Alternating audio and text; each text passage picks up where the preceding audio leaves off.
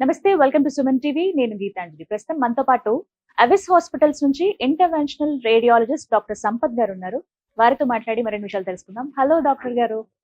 సరే, ఈ మధ్య మోకాల నొప్పులు విపరీతమైపోయాయండి. అంటే ఏజ్ తో సంబంధం లేదు. ఒకప్పుడు మోకాల నొప్పులు అంటే మాక్సిమం వాళ్ళకి ఒక 60 ఏళ్ళు ఉండాలి, 60 పైబడితేనే. ఇప్పుడు 60 బిలో వాళ్ళు వస్తున్నారు. In fact 30s. నిన్న ఓపీడీలో 21 ఇయర్ 21 years కి భయం వేస్తుంది సార్. అసలు ఈ రోజుల్లో హెల్త్ కంప్లైంట్స్ ఎన్ని వస్తున్నాయో. ఇందులో భాగంగా హెల్త్ కంప్లైంట్స్ ఎన్ని ఉన్నాయో అందులో కొత్త కొత్త వస్తున్నాయి. దానికి తగ్గ మెడికేషన్స్ కూడా వస్తున్నాయి, ట్రీట్మెంట్స్ కూడా వస్తున్నాయి. ఇందులో బాగా పాపులర్ అయింది పిఆర్పి. మీకు తెలిసే ఉంటుంది. అసలు ఎన్ని సెంటర్స్ లో, ఎన్ని క్లినిక్స్ లో, హాస్పిటల్స్ లో పిఆర్పి ట్రీట్మెంట్ చేస్తున్నారు. దేనికి వెళ్ళాలి, ఏ హాస్పిటల్ కి వెళ్ళాలి, ఎవరు ఎఫిషియన్సీ ఉన్న డాక్టర్, ఇలా రకరకాలుగా వెతుకుతున్నారు. So I thought Avis hospital the best treatment అందుబాటులో ఉందని నేను విన్నాను. సో అసలు ఏంటి పిఆర్పి అంటే, అసలు ఎందుకు చేస్తారు, మోకాల నొప్పులకైనా ఎలా చేస్తారు, ఈ వివరాలు చెప్పండి. సో ఇప్పుడు జనరల్గా ఏంటంటే కొంచెం ఎక్కువ వాడకంలో పిఆర్పి కానీ ఏ ఇంజెక్షన్ అయినా మోకాలకి నొప్పి ఉంటే ఇంజెక్షన్ చేస్తారని అందరికీ తెలిసిపోయింది.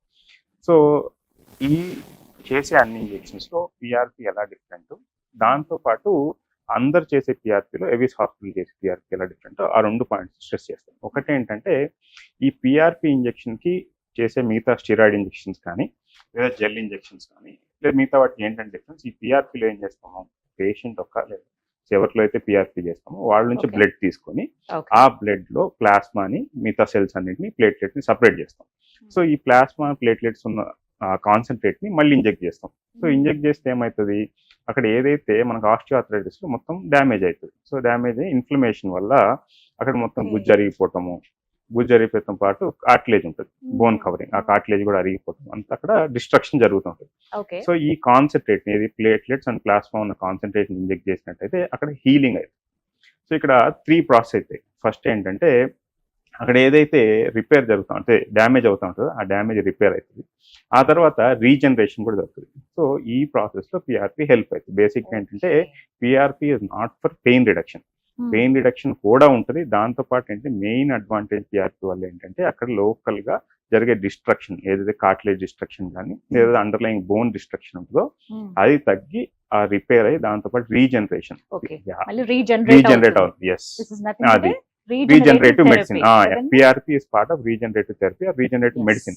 సో కానీ ఏంటంటే వాడకంలో ప్రతి పేషెంట్ వచ్చే పేషెంట్ కి ఓపీడీకి నీ పెయిన్ సిగ్నిఫికెంట్ కంప్లైంట్ ఉంటుంది. సో దానికి ఏంటంటే మనం నీ పెయిన్ కి ఎప్పుడు పిఆర్పి చేయాలి, అందరికి పిఆర్పి చేయాలి. సో అలా ఎవరికి పిఆర్పి చేయాలో ఐదర్ ఎక్స్రే కానీ ఎంఆర్ఐ చేసి ఎంతవరకు అరుగుదల ఉంది, ఈ పేషెంట్ పిఆర్పి చేస్తే లేదా తగ్గుతుందా అని ఖచ్చితంగా డిసైడ్ చేసిన తర్వాత చేయాలి. అదొక పాయింట్. సో అదేంటంటే ఇప్పుడు మన దగ్గర ఒకటే ట్రీట్మెంట్ ఉన్నప్పుడు ఆ నీ జాయింట్ కి అదే ట్రీట్మెంట్ చేస్తాం. కానీ ఎవిస్ హాస్పిటల్ ఏంటంటే నీ జాయింట్ కి నేను ఆల్మోస్ట్ ఒక 5 to 6 ట్రీట్మెంట్ చేస్తాను. నీ జాయింట్ పెయిన్ సేమ్ అదే ఆస్టియోఆర్థరైటిస్ కి డిఫరెంట్ చేస్తాం. సో మిగతా సెంటర్స్ కి మనకి డిఫరెన్స్ ఏంటంటే ఎక్కువ శాతం మంది ఓన్లీ పిఆర్పి చేస్తారు. ఎందుకు పిఆర్పి చేయడానికి చాలా ఈజీ. సో సైడ్ ఎఫెక్ట్స్ కూడా ఎక్కువ ఉండవు కాబట్టి ప్రతి నీ జాయింట్ పెయిన్ ఉన్న వాళ్ళకి సర్జరీ అవసరం లేదన్నట్టు వాళ్ళకి నేను 5 to 6 ప్రొసీజర్స్ చేసినప్పటికీ అట్లీస్ట్ 15% పేషెంట్స్ ని టీకేఆర్ ఓపెన్ సర్జరీ పంపిస్తాను ప్రతిరోజు. సో ఎందుకంటే ఏ పేషెంట్ కి ఏ ప్రొసీజర్ ఫిట్ అయ్యిందని ఖచ్చితంగా మనం డిసైడ్ చేయాల్సిన అవసరం. ఏ స్టేజ్ వరకు పిఆర్పి బెస్ట్ అంటారు? ఏ స్టేజ్ వరకు అంటే ఏ పేషెంట్ పిఆర్పి చేయాలని డిసైడ్ అవ్వాలి. సో ఎర్లీ స్టేజెస్ లో ఉంది. సో ఓన్లీ ఒకవేళ జాయింట్ ఫ్లూయిడ్ అరిగిపోయినట్టయితే వాళ్ళకి విస్కో సప్లిమెంటేషన్ అంటారు. అంటే ఏంటంటే మన జాయింట్ లో ప్రతి ఒక్కటి మూవ్మెంట్ కోసం లూబ్రికేషన్ కి కొంచెం సైనోవియల్ ఫ్లూయిడ్ ఉంటుంది. ఆ సైనోవియల్ ఫ్లూయిడ్ ఒక్కటే పోయినప్పుడు ఏంటంటే కొంచెం జెల్ ఆర్టిఫిషియల్ ఇంజెక్ట్ చేస్తాం. దాన్ని హైల్రోనిక్ యాసిడ్ లేదా విస్కో సప్లిమెంటేషన్ అంటాం. సో ఇది ఎర్లీ స్టేజెస్, స్టేజ్ 1 కానీ స్టేజ్ 2 అది పనిచేస్తుంది. సో ఇది 1 షాట్ ఇంజెక్షన్, అంటే ఒకసారి చేస్తాం. సో అలా కాకుండా ఈ జాయింట్ ఫ్లూయిడ్ అరిగిపోవడంతో పాటు కొంచెం కార్టిలేజ్ కూడా అరిగింది అనుకోండి, వాళ్ళకి విస్కో సప్లిమెంటేషన్ అంటే జెల్ ఒకటే సరిపోదు. అలాంటి పేషెంట్స్ మనం పిఆర్పి చేయాలి. సో ఆ పిఆర్పి ఏంటంటే it's not 1 shot. So general ఎక్కువ మంది అంటే పిఆర్పి ఒకసారి చేసిన తగ్గలేదు, 2 సార్లు చేసిన. పిఆర్పి జనరల్ గా ఏంటంటే నా ఎక్స్పీరియన్స్ అట్లీస్ట్ ఒక 3 to 4 times పిఆర్పి చేస్తేనే తగ్గుతుంది. స్టడీస్ అలా జనరల్ గా నేను ఫాలో అయ్యేదంటే అట్లీస్ట్ 2 weeks గ్యాప్ మినిమం ఉండాలి. సో ఎందుకంటే మనం అక్కడ ఏదైతే ప్లేట్లెట్స్ ఇంజెక్ట్ చేస్తామో ఆ ప్లేట్లెట్స్ నుంచి అక్కడ జరిగే ఏది ఇంజురీ ఉంటుంది కదా, ఆ ప్లేట్లెట్స్ ఆ ఇంజురీకి అట్రాక్ట్ అయినప్పుడు అక్కడ గ్రోత్ ఫ్యాక్టర్స్ ప్రొడ్యూస్ అవుతాయి. ఆ గ్రోత్ ఫ్యాక్టర్స్ ప్రొడ్యూస్ అయినది అట్లీస్ట్ మనకు 6 వీక్స్ టైం పడుతుంది. సో అందుకని మనం 3 షార్ట్స్ 2 వీక్స్ గ్యాప్స్ చేసి ఈ 6 వీక్స్ లో కొంచెం రిలీఫ్ స్టార్ట్ అవుతుంది. సో ఇలా 6 వీక్స్ లో స్టార్ట్ అయిన రిలీఫ్ అట్లీస్ట్ 1 year దాకా ఉంటుంది. So 1 year 1 year exactly. నేను లాంగ్ లాస్టింగ్ గురించి అడుగుదాం అనుకున్నాను. ఎక్కడ వస్తుందంటే మేజర్ కంప్లైంట్ ఇచ్చేది చేయించుకున్నాను 2-3 నెలలు బానే ఉంది, 4వ నెల నుంచి మళ్ళీ స్టార్ట్ అయింది అంటారు. అంటే ఈ ప్రాబ్లం వస్తుందా ఒకసారి పిఆర్పి ట్రీట్మెంట్ తీసుకుంటే, రిపీట్ అవుతుందా? అంటే పిఆర్పి తీసుకుంటే ఏంటంటే ఇప్పుడు ఎవరికి పిఆర్పి చేస్తాం, ఎర్లీ స్టేజెస్ లో పిఆర్పి చేస్తాం ఒకటి. ఇంకో ఇండికేషన్ ఏంటంటే పిఆర్పి చేయడానికి అడ్వాన్స్ స్టేజెస్ లో కొంచెం వరకు సిమ్టమాటిక్ రిలీఫ్ కొంచెం వరకు అంటే వాళ్ళకి ముందే చెప్తాం. సో స్టేజ్ 4 కానీ లేదా ఎల్డర్లీ పేషెంట్స్ 8 years వాళ్ళు వస్తే మనం ముందే పేషెంట్ చెప్తాం ఏంటంటే సో మీకున్న ఈ కండిషన్ లో స్టేజ్ 4 ఆర్థరైటిస్ ఉంది, మీకు బెస్ట్ ఆప్షన్ ఏంటంటే టీకేఆర్ అంటే టోటల్ నీ రీప్లేస్మెంట్.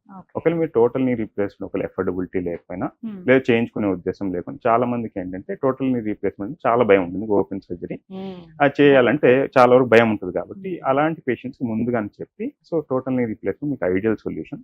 ఒకవేళ చేయలేనప్పుడు కొంచెం వరకు రిలీఫ్ కోసం పిఆర్పి చేయొచ్చు అని చెప్పి పిఆర్పి చేయడం అవుతుంది. సో అలా అది ముందుగానే చెప్పినట్టు ప్రతి స్టేజ్ లో కొంచెం సెట్ ఆఫ్ పేషెంట్ మనం పిఆర్పి ఖచ్చితంగా చేయొచ్చు. కానీ ఎవరిలో చేయాలి ఆ స్టేజ్ బట్టి ఎక్స్పెక్టేషన్స్ ఉండాలి. సో ప్రతి దానికి వన్ స్టాప్ సొల్యూషన్ గా పిఆర్పిని చూడకూడదు. డాక్టర్ గారు అంటే ఎవిస్ కి అలాగే మిగతా హాస్పిటల్స్ క్లినిక్స్ కి డిఫరెన్స్ అనగానే ఫస్ట్ మీరు ఏం చెప్తారు పిఆర్పి ట్రీట్మెంట్ విషయంలో? పిఆర్పి ట్రీట్మెంట్ విషయంలో ఒకటి ఫస్ట్ పాయింట్ ఏంటంటే మా దగ్గర నీ జాయింట్ కి లేదా నీ పెయిన్ ట్రీట్ చేయడం పిఆర్పి ఒక్కటే ట్రీట్మెంట్ కాదు. సో మేము ఏవిస్ హాస్పిటల్ ప్రౌడ్ గా చెప్పలేదు ఏంటంటే అట్లీస్ట్ సౌత్ ఇండియాలో మేము చేసే నీ జాయింట్ ఇంజెక్షన్స్ కానీ అన్ని రకాల నీ పెయిన్ ట్రీట్మెంట్స్ ఇంకెవ్వరు చేయరు. ఒకటి ఎగ్జాంపుల్స్ ఏంటంటే ముందుగా ఆల్రెడీ మీకు తెలిసినట్టుగా మేము జెనికులర్ ఆర్టరీ ఎంబులేషన్ చేస్తున్నాం. ఆ జెనికులర్ ఆర్టరీ ఎంబులేషన్ లో హైదరాబాద్ లో ఫస్ట్ టైం మేమే చేసాం. సో దాంతో పాటు ఇప్పుడు కొత్తగా జెనికులర్ నర్వ్ అబ్లేషన్, ఆర్టరీ ఎంబులేషన్ తో పాటు నర్వ్ అబ్లేషన్ చేస్తాం. పెయిన్ ఎక్కడ నుంచి వస్తుంది, మనకి నర్వ్ సెన్సేషన్ నుంచి వస్తుంది. సో అడ్వాన్స్ స్టేజెస్ లో ఎప్పుడంటే మొత్తం అరిగిపోయి బోన్ ఆన్ బోన్ అంటారు, అంటే జాయింట్ ఫ్లూయిడ్ అరిగిపోయి కాట్లేజ్ అరిగిపోయి పైన రబ్ అవుతున్నప్పుడు ఆ స్టేజెస్ లో అయితే టీకేఆర్ చేయాలి. లేదు టీకేఆర్ ఇప్పుడు 80 years ఉన్నలో టీకేఆర్ చేయడం కూడా కష్టం. సో వాళ్ళు వెయిట్ 30 kgs 40 kgs ఉంది, other comorbidities hyper tension diabetes ఉన్నప్పుడు వాళ్ళు టీకేఆర్ చేయడానికి ఎవరు విల్లింగ్ ఉంటారు. సో అలాంటి పేషెంట్స్ కి కానీ అలా వదిలేయడం, ఖచ్చితంగా పెయిన్ రిలీఫ్ ఇవ్వాలి. సో వాళ్ళు ఖచ్చితంగా మంచిగా పనిచేస్తుంది అంటే జెనికులర్ నర్వ్ అబ్లేషన్. ఏదైతే నరాల నుంచి పెయిన్ వస్తుందో డైరెక్ట్ ఆ నర్వ్ ని లేజర్ చేస్తాము, అది జెనికులర్ నర్వ్ అబ్లేషన్.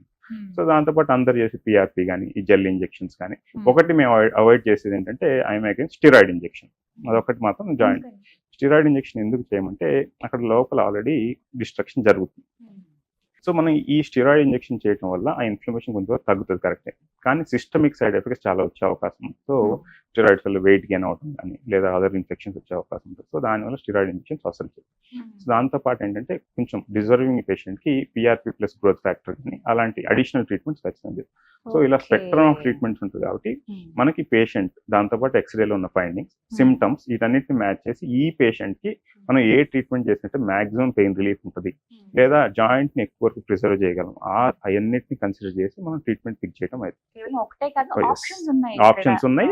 సో అన్నిటిని ఉన్న వాటిలో బెస్ట్ ఆప్షన్ ఆ పేషెంట్ కి సెలెక్ట్ చేద్దాం. ఒక డౌట్ సార్, ఇప్పుడు బ్లడ్ శాంపిల్ కదా కలెక్ట్ చేస్తాం, మెయిన్ అసలు బ్లడ్ కదా పిఆర్పి లో.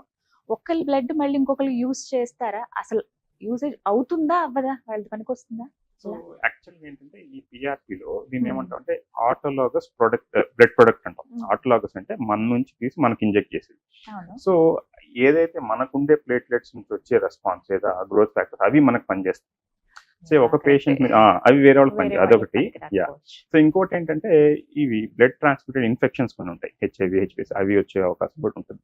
సో ఆ రీత్యా పిఆర్పిలో అట్లీస్ట్ వేరే వాళ్ళ బ్లడ్ తీయాల్సిన అవసరం లేదు. సో ఎందుకంటే ఇంకొకటి మనం ఈ పిఆర్పి ప్రాసెస్ తీసే బ్లడ్ అమౌంట్ చాలా తక్కువ. సో అంత బ్లడ్ లేకుండా కూడా పేషెంట్స్ ఉండే అవకాశమే లేదు కాబట్టి వేరే వాళ్ళ బ్లడ్ యూజ్ చేయాల్సిన అవసరం అస్సలు లేదు. అంత అత్యవసర పరిస్థితులు రావు, అంత అత్యవసర పరిస్థితి ఉంటే పిఆర్పి అసలు అవసరమే ఉండదు. పెయిన్ ఎలా ఉంటుందండి ఇప్పుడు మీరు చెప్పే ట్రీట్మెంట్స్ లో? అప్పుడంటే నమ్ చేస్తారు, ఇంజెక్షన్ ఇచ్చే వరకు ఓకే, అక్కడ ట్రీట్మెంట్ తర్వాత పోస్ట్ కేర్ ఎలా ఉంటుందో చెప్పండి. సో మనం చేసి ఈ అన్ని ట్రీట్మెంట్స్ అన్ని మినిమల్ ఇన్వేజివ్. ఏ ఒక్క ట్రీట్మెంట్ లో అసలు నా టేబుల్ మీద బ్లేడ్ అనేది ఉండదు, ఓన్లీ నీడిల్స్ ఉంటాయి, డిఫరెంట్ సైజ్ డిఫరెంట్ నీడిల్స్ ఉంటాయి. ఆ నీడిల్స్ లో ఫస్ట్ యూజ్ చేసే నీడిల్ అంటే ఫైనెస్ట్ నీడిల్ అంటే అతి చిన్న నీడిల్ యూస్ చేసి ఆ స్కిన్ ఎక్కడైతే మనం మెయిన్ నీడిల్ ఇన్సర్ట్ చేస్తాం అక్కడ కొంచెం నమ్ చేస్తాం లోకల్ అనస్థీషియా. ఆ తర్వాత ఈ మెయిన్ నీడిల్తో ఐదర్ పిఆర్పి కానీ జెల్ ఇంజెక్షన్ కానీ ఏదైతే లేదా యాంజియోగ్రామ్ చేసేలాగైతే ఈ గ్రాయిన్ రీజన్ లో చిన్న పంచి పెట్టి సో ఏదైనా కానీ మనం నీడిల్స్ ద్వారానే చేస్తాం కాబట్టి సో పెయిన్ కానీ లేదా సర్జరీ అంటే భయపడటం కానీ హాస్పిటల్ ఎక్కువ ఉండాల్సిన అవసరం కానీ ఎటువంటిది మినిమల్ ఇన్వేజివ్ ప్రొసీజర్. మొత్తం స్పెక్ట్రమ్ నేను డిస్కస్ చేసిన అన్ని మినిమల్ ఇన్వేజివ్ అన్ని నీడిల్స్ నుంచి చేసేది. సో తర్వాత లైఫ్ స్టైల్ అనేది normal routine activity. Next day నుంచి యాక్చువల్గా ఏంటంటే నేను ఫాలో అయ్యే ప్రొసీజర్ అంటే పేషెంట్స్ ఈ రోజు మార్నింగ్ అడ్మిట్ చేస్తే ఆ ఇంజెక్షన్ అయిపోయిన తర్వాత 2 hours పేషెంట్ మళ్ళీ నడిపించి వెంటనే ఇంటికి పంపిస్తాం. పేషెంట్ ఎక్కువసేపు ఉండాల్సిన హాస్పిటల్లో ఉండాల్సిన అవసరం బేసిక్గా day care procedure, day care or OPD procedures అన్ని.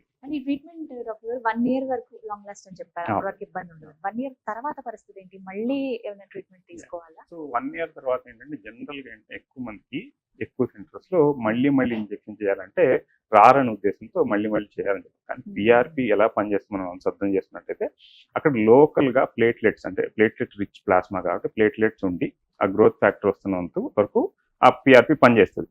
ఎప్పుడైతే ఆ పిఆర్పి అక్కడ ఉన్న ప్లేట్లెట్స్ అయిపోతే అప్పుడు మళ్ళీ ఇంజెక్ట్ చేయాల్సిన ఇది as simple as that. So 1 year తర్వాత సో 1 year అనేది ఆన్ ఎక్స్పీరియన్స్ మనం ఎక్కువ పేషెంట్స్ చేసినట్టు అయితే యావరేజ్ 1 year ఉంటుంది. కొంచెం మందికి 3-4 months కూడా పెయిన్ రిలీఫ్ ఉంటుంది, కొంచెం మందికి 1-2 years కూడా ఉంటుంది. సో అలా వన్స్ ఆ పిఆర్పి ఎఫెక్ట్ అయిపోయిన తర్వాత మళ్ళీ పిఆర్పి ఇంజెక్ట్ చేయాల్సిన అవసరం ఉంటుంది. సో మచ్ క్లారిటీ అయితే వచ్చింది నాకు. ఒక ఫైనల్ క్వశ్చన్ సార్, ఒబెసిటీ ఉంది, బాగా హెవీ వెయిట్ ఉన్న వాళ్ళు, మోకాళ్ళ నొప్పులతో ఇబ్బంది పడే వాళ్ళకి పిఆర్పి కరెక్టా కాదా? ఒబేసిటీ కానీ హైపర్ టెన్షన్ కానీ డయాబెటీస్ లో పిఆర్పి ఖచ్చితంగా కన్సిడర్ చేయొచ్చు.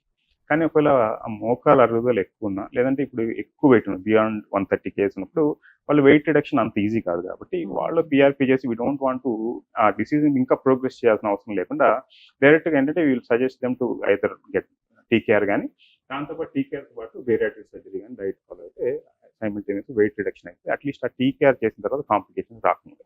So there is no point wasting time to ఒబెసిటీలో it's better get TKR done. One more final question, this is the final. ఎంతమందికి మీరు ఇలా ట్రీట్ చేస్తున్నారు? ఎవిస్ లో ప్రస్తుతం ఎంతమందికి పర్టికులర్ గా పిఆర్పి ట్రీట్మెంట్ జరుగుతుంది? సో ఇప్పుడు వరకు ఏంటంటే అట్లీస్ట్ 2-3 years ముందు ఎవిస్ హాస్పిటల్ అంటే only vascular either varicose veins కానీ ఫైబ్రాయిడ్స్ కానీ థైరాయిడ్ కానీ లేదా వ్యారికోసీల్ చేస్తాను అందరికి తెలిసింది. కానీ ఇప్పుడు ఏంటంటే లాస్ట్ 1 year నుంచి నీ జాయింట్ కి ఫుల్ స్పెక్ట్రమ్ అన్ని చేస్తున్నాం. సో ఆన్ అన్ యావరేజ్ ప్రతిరోజు నేను చూసే ఓపీలో అట్లీస్ట్ 20% సే ఒక డైలీ 70-80 ఓపీ చూస్తే at least 15 patients knee joint pains వస్తున్నారు. సో వాళ్ళకి సో ఆ పేషెంట్ ఏ సెట్ అవుతుందో కొంచెం మంది పేషెంట్స్ అడుగుతారు. సో జనరల్గా వాళ్ళు బాల్కనీలో లేదా లాంజ్ లో కూర్చొని మాట్లాడుతున్నప్పుడు సార్ నాకు అదే నీ పెయిన్ ఉంది, పక్కన పేషెంట్ అదే నీ పెయిన్ ఉంది, నాకెందుకు వేరే ట్రీట్మెంట్ చెప్పారు, ఈ పేషెంట్ వేరే. సో ఆ పేషెంట్ కున్న సిమ్టమ్స్, ఆ పేషెంట్ కున్న ఎక్స్రే ఫైండింగ్స్, ఆ పేషెంట్ ఒక ఎక్స్పెక్టేషన్స్ దాన్ని బట్టి ట్రీట్మెంట్ డిసైడ్ చేయడం. Right, thank you so much doctor గారు. ఒక క్లారిటీ అయితే వచ్చింది. ముందు మాట్లాడుకున్నట్టు అన్ని అంటే చాలా చోట్ల మనం చూస్తున్నా ది బెస్ట్ ఎక్కడ అని సెర్చ్ చేస్తాం, అందులో అవిస్ హాస్పిటల్స్ లో మంచి ట్రీట్మెంట్ అందుతుంది. Thank you so much doctor. So విన్నారు కదా, అవిస్ హాస్పిటల్లో పిఆర్పి ట్రీట్మెంట్ పర్టికులర్ గా మోకాళ్ల నొప్పులతో కొన్ని సంవత్సరాలుగా ఇబ్బంది పడుతున్నారా, మీకు ఒక బెస్ట్ రిలీఫ్ ఇస్తుంది అవిస్ హాస్పిటల్స్ లో. ప్రత్యేకంగా మీరు డాక్టర్ గారిని కలవచ్చు, మీకు స్క్రీన్ పైన నెంబర్స్ డిస్ప్లే చేస్తాను, అపాయింట్మెంట్ తీసుకోండి, వెళ్ళి కలవండి. ఏ ట్రీట్మెంట్ మీకు బెస్ట్ సజెస్ట్ చేస్తారు, కేవలం ఒకటే కాదు, అంటే ఓన్లీ నీ జాయింట్స్ కి సంబంధించి మోకాళ్ళ నొప్పులు ఉంటే 5-6 రకాల ట్రీట్మెంట్స్ ఉన్నాయి. మేబీ ఏది మీకు సూట్ అవుతుందో, త్వరగా ఏది రిలాక్సేషన్ వస్తుందో డాక్టర్ గారు సజెస్ట్ చేస్తారు. కాబట్టి అపాయింట్మెంట్ తీసుకుని డాక్టర్ గారిని కలవండి. మరిన్ని వివరాల కోసం స్క్రీన్ మీద కనబడుతున్న నెంబర్స్ కు కాల్ చేయండి. ఇది వాళ్ళ వీడియో. నమస్తే.